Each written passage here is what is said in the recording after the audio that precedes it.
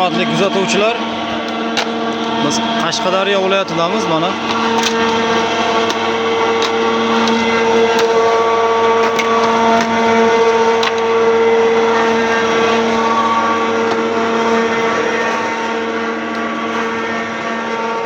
chiqargan g'ishlarimiz. Hozir sizlarni qiziqtirgan bir qancha savollarga men javob berib o'taman.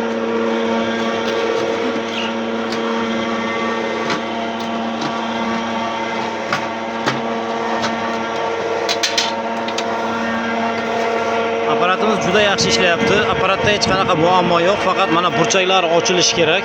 Mana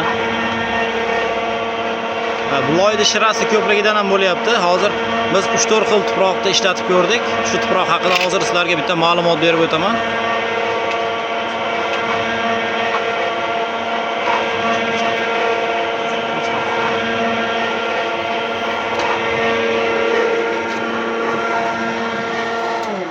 Xo'sh, bugun 31-mart sanasida biz Qashqadaryo viloyati Qarshi shahriga keldik. Mana Qarshi tumaniga ishchi guruhimiz bilan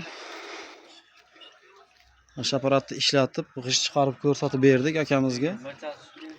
Faqat hurmatli obunachilar, do'stlar, Qashqadaryoda mana 3-4 xil tuproq bor. Bu tuproqdan qumoq tuprog'ida, mana bu joydagi qumoq tuprog'ida bundan g'isht chiqmadi. Mana bu yerdagi tuprog'imiz Saqqish tuproq ekan.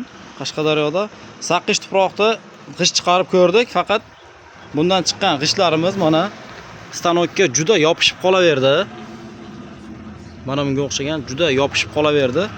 Lekin stanok hech qanaqa qiynalib bir muammolarsiz chiqardi. U qiynalib chiqargani yo'q.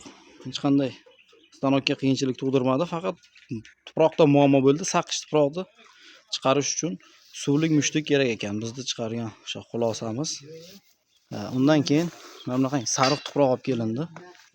Mana bu yerda mana bu g'ishlarimiz sariq tuproqdan chiqqan g'ishlar. Sariq tuproqdan juda yaxshi chiqdi.